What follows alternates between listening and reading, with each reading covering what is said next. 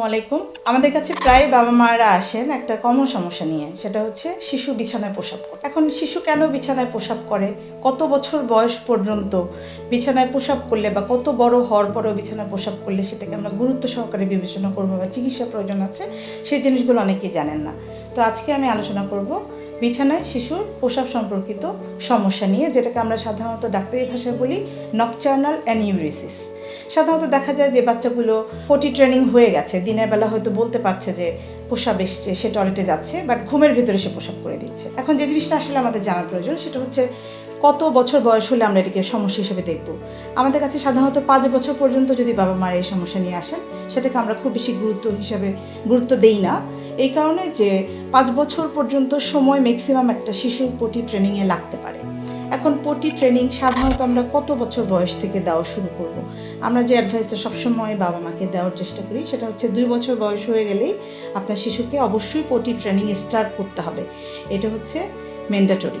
এবং একটা বাচ্চা সাধারণত 3 থেকে 4 বছরের মধ্যে কমপ্লিট পটি ট্রেনিং হয়ে যায়। তো পটি ট্রেনিং বলতে আমরা কি বুঝি, যে একটা বাচ্চা টয়লেট আসলে সে বলতে পারছে যে আমার প্রসাব এসছে, অথবা সে যদি তার পায়খানা আসে বা হাগু করতে চায়, সেটাও সে বলতে পারবে যে তার বাথরুম চেপেছে বা সে টয়লেট করতে চায়।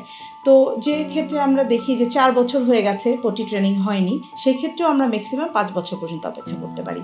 তারপরেও যদি পটি ট্রেনিংটা না হয়, সেক্ষেত্রে আমাদের কাছে যারা আসেন তাদের জন্য আমরা প্রথমে যে জিনিসগুলো ইভ্যালুয়েট করি সেটা হচ্ছে বাচ্চাটার কোনো প্রসাবে ইনফেকশান আছে কিনা। কারণ পটি ট্রেনিং না হওয়ার পেছনে বা রাতে বিছানায় প্রসাব করা বা বারবার করে প্রসাব করা, ইনক্রিজ ফ্রিকোয়েন্সি যেটা আমরা বলি প্রসাবের, সেটা কিন্তু সাধারণত ইউরিন ইনফেকশানে বেড়ে যায়। অনেক বাচ্চাদের ক্ষেত্রে দেখা যায় যে বাচ্চাটা কৃমিতে ভুগছে, কৃমিতে আক্রান্ত হলেও কিন্তু অনেক সময় কন্ট্রোলটা লস হয়ে যেতে পারে, যে বাচ্চা রাতে ঘুমের ভিতরে বিছানায় প্রসাব করছে। এ ধরনের সমস্যা, এপিলেপসি যে বাচ্চাগুলোর আছে, যেটাকে আমরা মৃগী রোগ বলি, সে বাচ্চাগুলো অনেক সময় রাতে বেশি বেড ওয়েট করে ফেলে, বিছানায় পটি করে ফেলে অনেক বড় হয়ে যাওয়ার পরও।